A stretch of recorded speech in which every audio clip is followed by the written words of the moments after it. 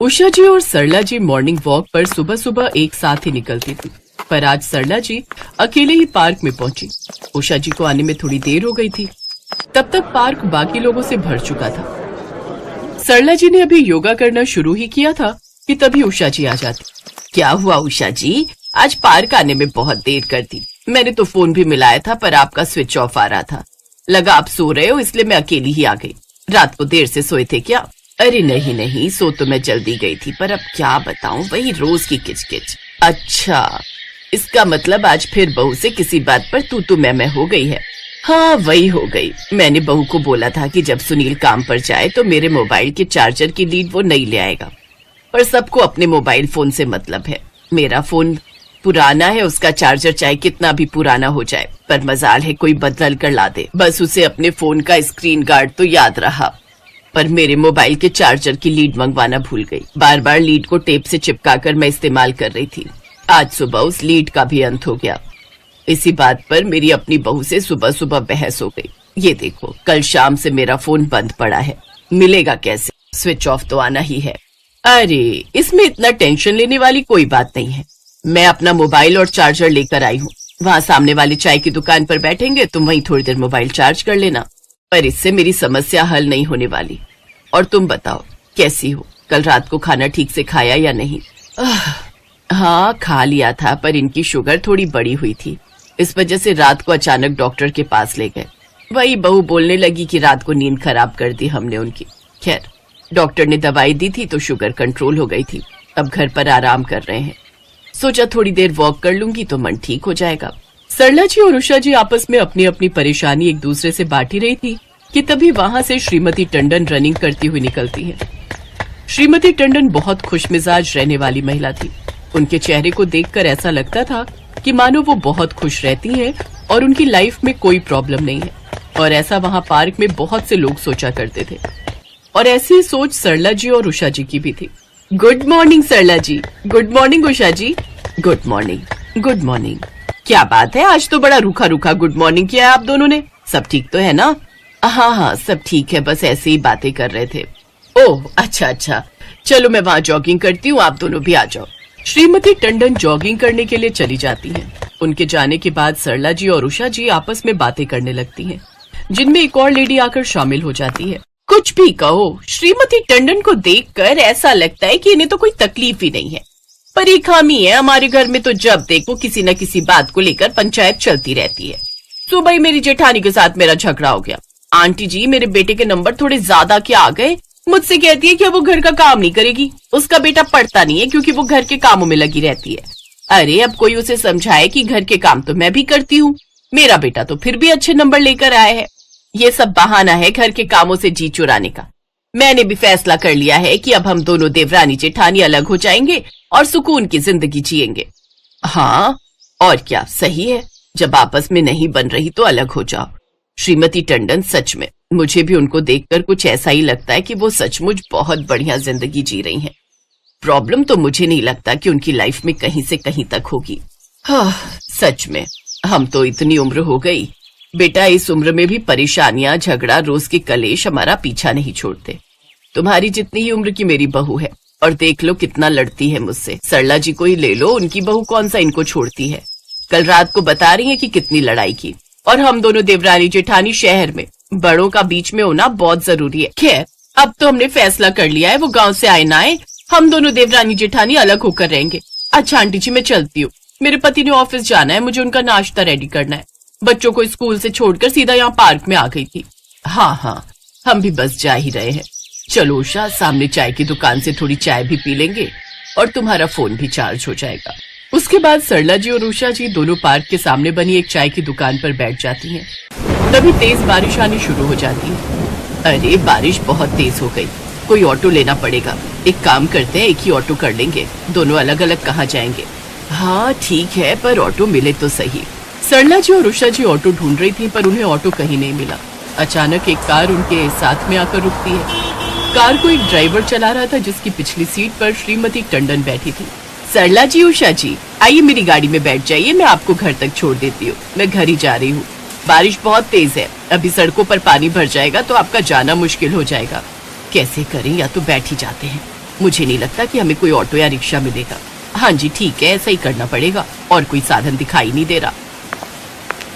सरला जी और उषा जी दोनों श्रीमती टंडन की कार में बैठ जाती हैं। श्रीमती टंडन सरला जी और उषा जी को अपने घर चाय पीने के लिए कहती हैं। बारिश ज्यादा तेज थी, सड़कों पर पानी भी भर गया था। इस वजह से सरला जी और उषा जी चाय की बात मान लेती हैं।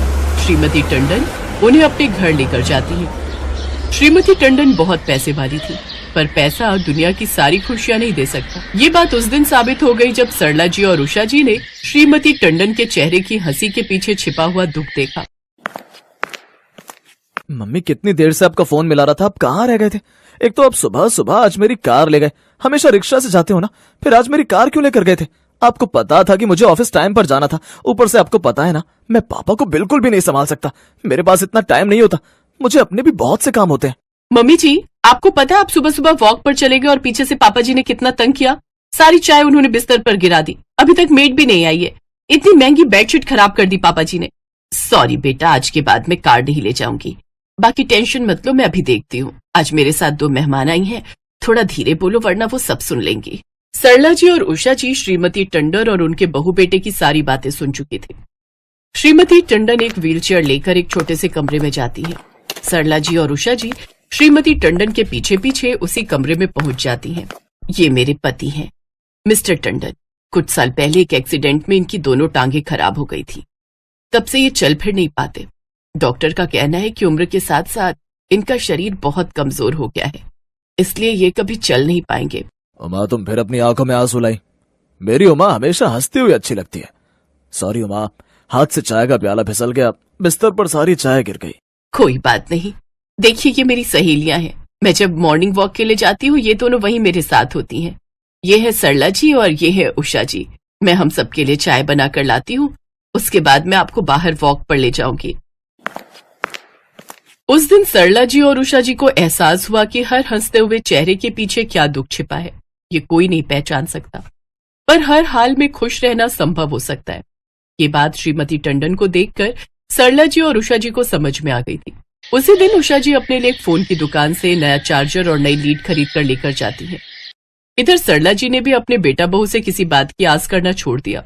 वे खुद ही अपने पति का ख्याल रखने लगी ताकि किसी को कोई तकलीफ ना हो, और बस छोटे छोटे झगड़े अपने आप खत्म हो गए, क्योंकि उम्मीदें खत्म हो गई थी। हर किसी के जीवन की कोई ना कोई परेशानी जरूर होती है, और जब तक जीवन है तब तक सुख और दुख हमेशा हमारे साथ ही चलते रहेंगे।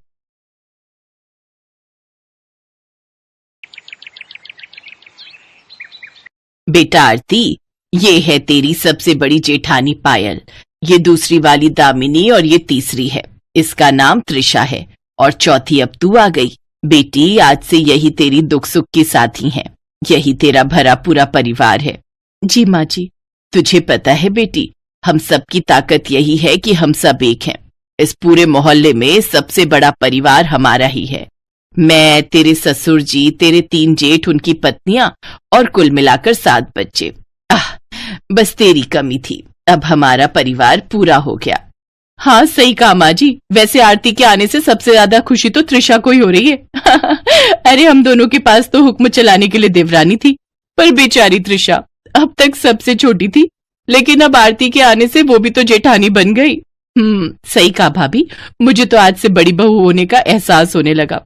ये कहानी है कमला और उसके बड़े से परिवार की। कमला एक छोटे से शहर में अपने पति हरिलाल के साथ रहती थी। उसके 4 बेटे थे और उनकी 4 पत्नियां। सबसे छोटी बहू आरती के आने से कमला और हरिलाल का परिवार अब पूरा हो गया था।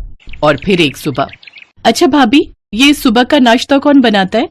मैं और त्रिशा मिलकर बना लेते हैं। तब तक माँ जी और दामिनी दोपहर के खाने की तैयारी में लग जाते हैं, और फिर मैं और त्रिशा रात के खाने की तैयारी करने लगते हैं।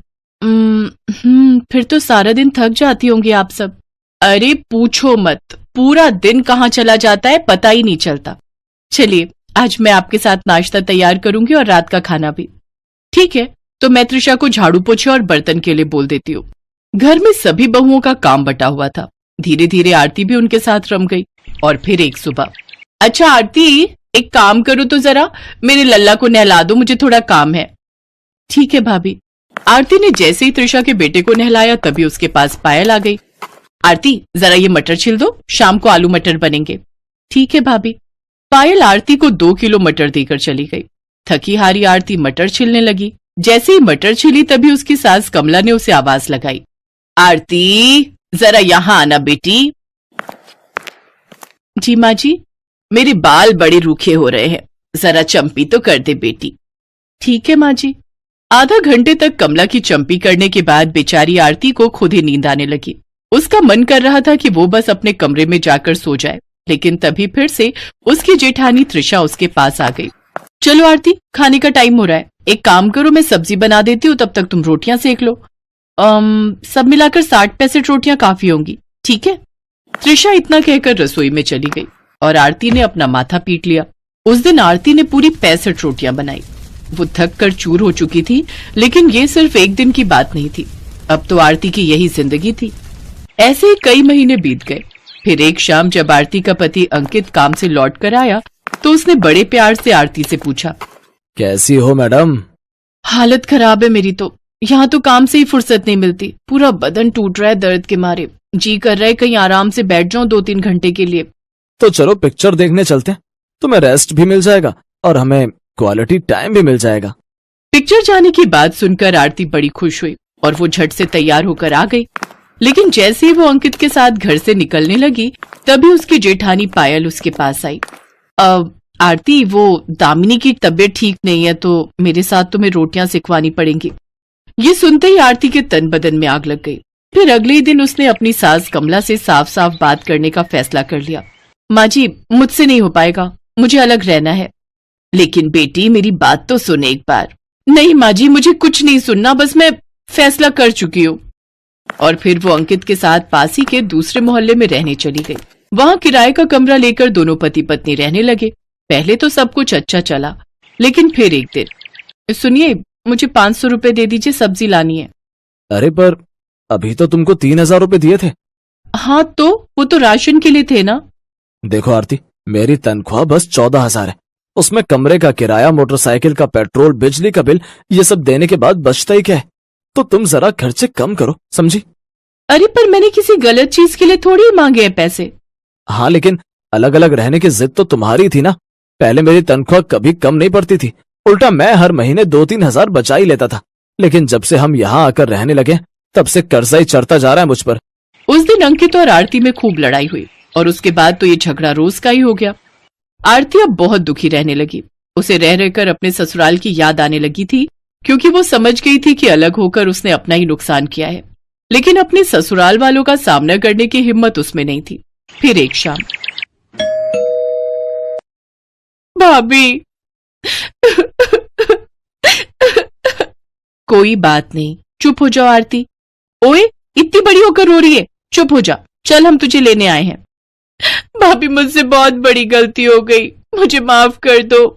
कोई बात नहीं, अब चल हम तेरा सामान समेटने में मदद करते हैं। इसके बाद आरती अपनी जेठानियों के साथ अपने ससुराल वापस आ गई। माँ जी एक बात पूछूं, आपको कैसे पता लगा कि मैं वहां परेशान हो गई थी? अरे तेरी गलती नहीं है, अभी तू नई है ना, तूने तो फिर भी 4 महीने खींच लिए। ये दामिनी, ये तो पहले महीने के बाद ही गुस्से में चली गई थी अलग रहने। 2.5 महीने में ही वापस आ गई। बेटी, परिवार से अलग ना तो कभी कोई खुश रहा है और ना कभी रह पाएगा, समझी मेरी झांसी की रानी।